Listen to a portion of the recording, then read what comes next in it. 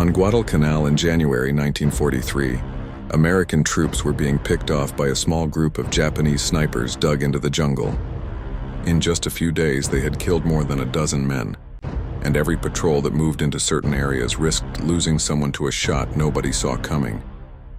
Among the officers on the island was Second Lieutenant John George, a hunter in civilian life who had brought along something unusual for a frontline unit: his personal Winchester Model 70 hunting rifle ordered from a catalog back home. To many of the Marines and soldiers around him, the rifle looked like a joke. It wasn't standard issue like the M1903 Springfield. It wasn't on any official table of equipment, and some men teased him for bringing a mail-order deer gun to a battlefield. But George knew what the rifle and its scope could do in the hands of a patient shooter. When the sniper problem got bad enough, he volunteered to track them down using the weapon everyone had been laughing at. George set up in a captured position facing the jungle where the attacks were coming from, and did nothing at first except watch.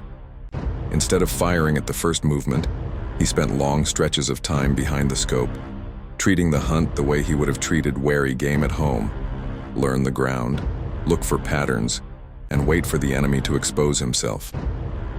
The Japanese snipers were experts at concealment, using trees, roots, and foliage to hide firing points. But the Model 70's high-quality hunting optic showed details that a typical service rifle sight would have missed. When he finally saw the faint outline of a sniper hidden in a banyan tree, George didn't rush the shot.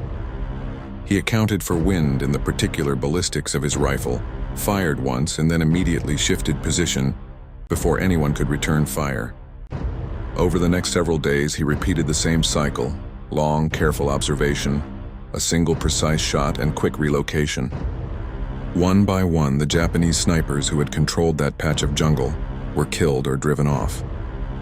By the end of the fight, the wrong rifle from a mail-order catalog had helped eliminate the very threat that had seemed impossible to root out. Officers who had mocked the hunting gun took a second look, and the Winchester Model 70 began to be taken seriously as a sniper weapon in the Pacific. Superior optics, a smooth trigger, and the instincts of a civilian hunter turned an unofficial rifle into one of the deadliest tools on the island. Subscribe for more war and history stories.